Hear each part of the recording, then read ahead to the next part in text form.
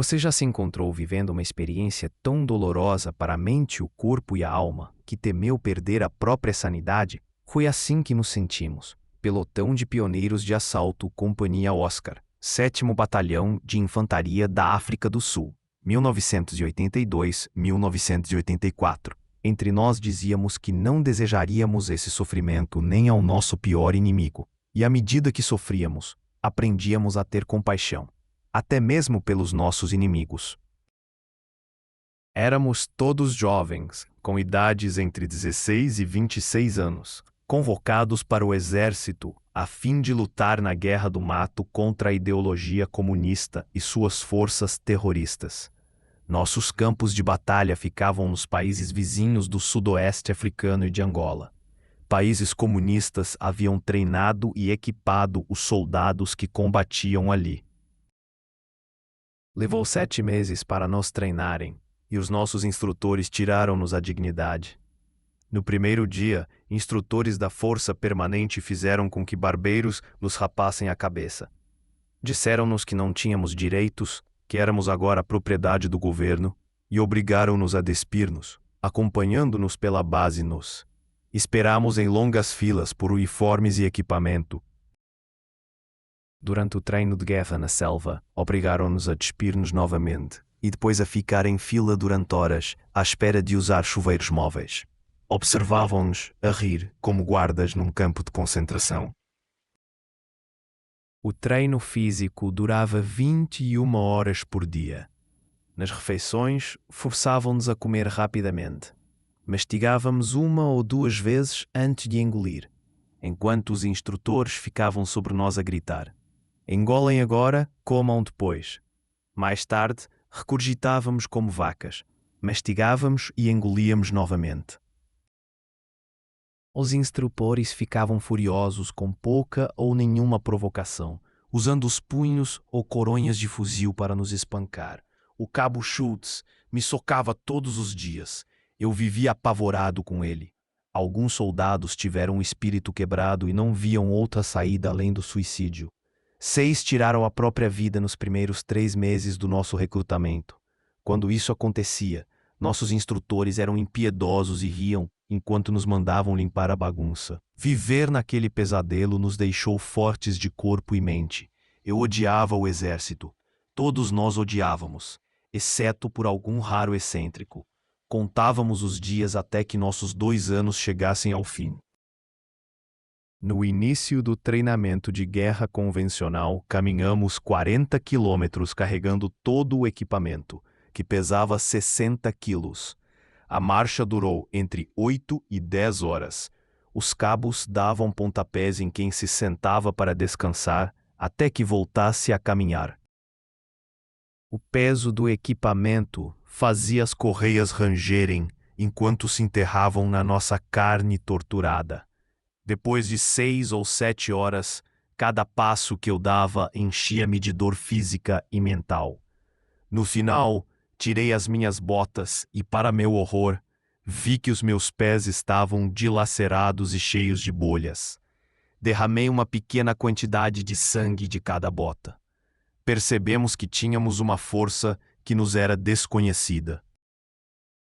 Por alguns dias ficamos livres das marcas para dar tempo de nossos pés machucados e feridos se recuperarem, mas logo tivemos outra surpresa.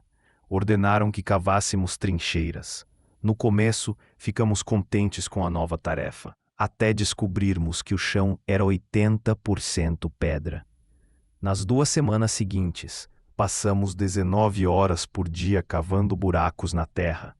O progresso era lento, porque as ferramentas que nos deram eram feitas para cavar areia, não pedra. Agora, surgiram bolhas em nossas mãos, até que começassem a sangrar. Nossos comandantes de pelotão ordenaram que dormíssemos sobre as pedras irregulares e quebradas de nossas trincheiras. Para aumentar nosso desconforto, hordas de aranhas babuíno e escorpiões se aconchegavam em busca de calor. Às vezes, as aranhas mordiam. Ainda tenho caroços na pele que me lembram daquela época, há muito tempo, nos campos de treinamento militar, localizados no Parque Nacional Kruger, na África do Sul. Outros animais selvagens também vagavam pela área e precisávamos estar sempre atentos. Numa certa noite, uma hiena faminta puxou um amigo para fora de sua trincheira. Ouvimos seus gritos e corremos para ajudá-lo. Foi uma sorte que nem ele, nem nenhum de nós que correu em seu socorro tenha se machucado. Ao nascer e ao pôr do sol, ficávamos voltados para fora de nossas trincheiras com as armas carregadas. Era um momento calmo e nostálgico do dia, um tempo para refletir e descansar do nosso trabalho, e também a hora em que os ataques aconteciam. Numa certa noite, Lombardio saiu caminhando à frente da minha trincheira, indo em direção aos arbustos. "Onde você vai, Lombardios?" gritei ansioso. "Estou perseguindo uma borboleta", gritou ele de volta. "Não há borboleta. Volte, ou você vai acabar levando um tiro", respondeu Perry.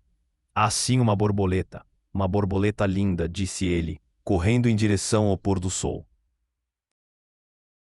Lombardius não deveria estar no exército, mas eles não queriam liberá-lo do serviço, pois acreditavam que ele estava fingindo sua condição para ser dispensado. Nós cuidávamos dele com atenção especial. Ele era tímido, falava baixo, era gentil e bondoso. Isso fazia com que muitas vezes se tornasse alvo de provocações. Eu não era grande de estatura, mas já havia conquistado respeito e logo deixei claro que, se alguém intimidasse Lombardi, eu consideraria isso um ataque a mim. A nossa tropa então passou a tratá-lo com respeito e a deixá-lo em paz. O tenente Pienaar não sentia que demonstrávamos a mais profunda adoração por sua pessoa, e estava decidido a nos ensinar a respeitá-lo. Num dia em que as ordens diziam que todas as tropas deviam permanecer sentadas à sombra, pois a temperatura estava acima de 40 graus centígrados e a desidratação e a insolação poderiam levar à morte, Pienaar nos puniu por não estarmos dispostos a venerá-lo. Do amanhecer até o anoitecer, corremos pelo mato.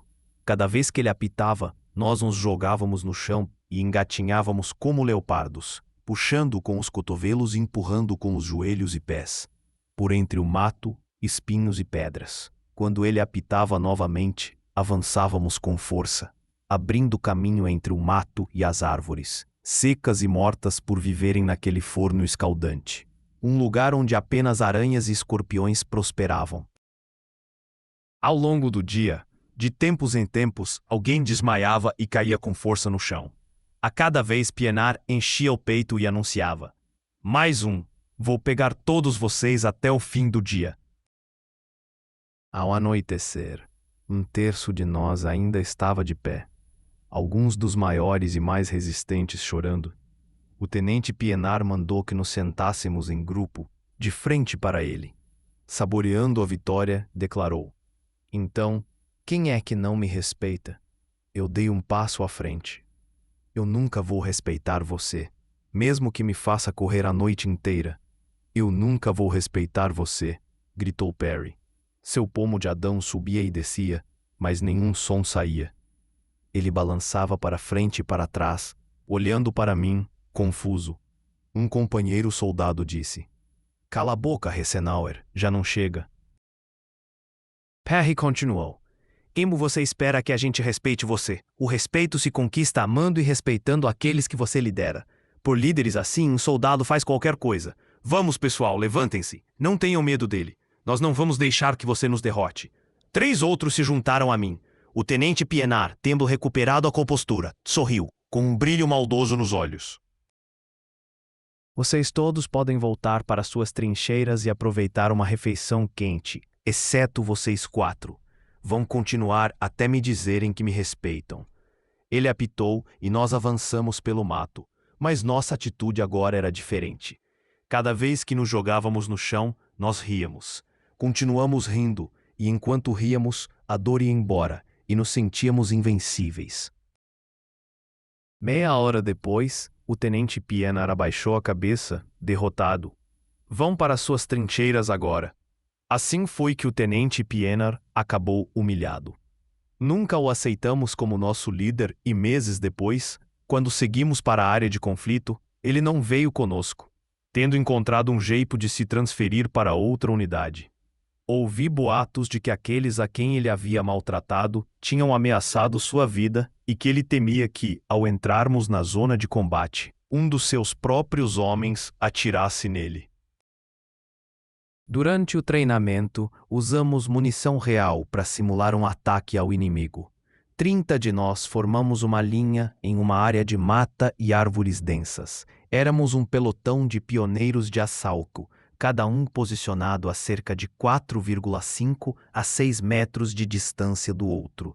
Ao comando dado, a cada 2 soldados, um corria para a frente, gritando, com a arma segurada com as 2 mãos, à altura do peito, bem à frente do corpo. Os demais disparavam rajadas curtas de tiros automáticos com seus fuzis de assalto R4, calibre 7,66 mm, entre os soldados que avançavam.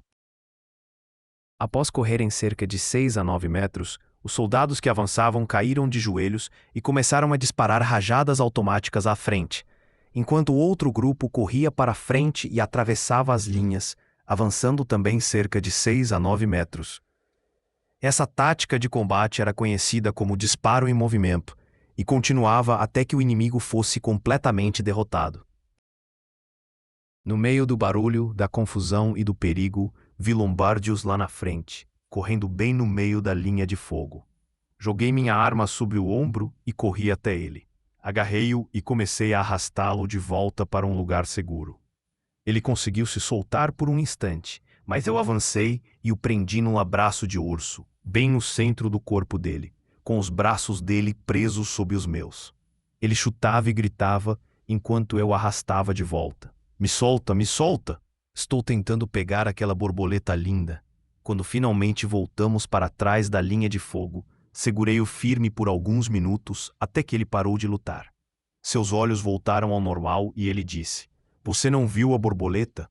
Lombardi, você podia ter morrido. Você está maluco?" Falei suavemente. "Mas ela era tão bonita", murmurou ele.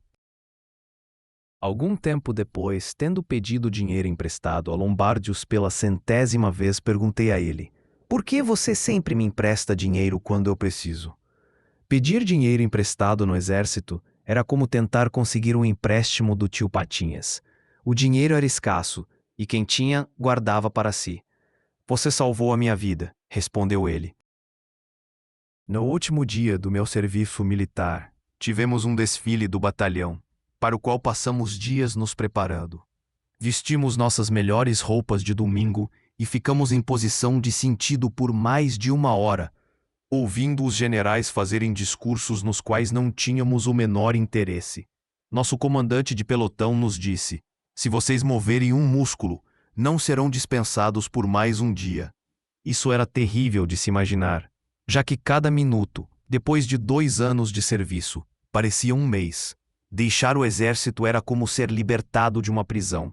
Para piorar nossa situação, o dia estava quente e vários soldados desmaiaram enquanto permaneciam em posição de sentido. Eles ficaram deitados na terra até o fim do desfile. Naquela ocasião, a Força de Defesa da África do Sul me concedeu uma medalha pró-pátria. Fiquei confuso e me perguntei por que havia recebido tal medalha. Quando perguntei, disseram-me: "Você salvou a vida de Lombardi." Eu nunca tinha percebido que alguém, além do próprio Lombardi, achava que eu tinha salvado sua vida. Mas quando comecei a perguntar aos meus companheiros, todos disseram, sem hesitar, que sim. Senti um orgulho imenso e um calor gostoso me envolver, quando recebi a medalha e a honra que vinha com ela.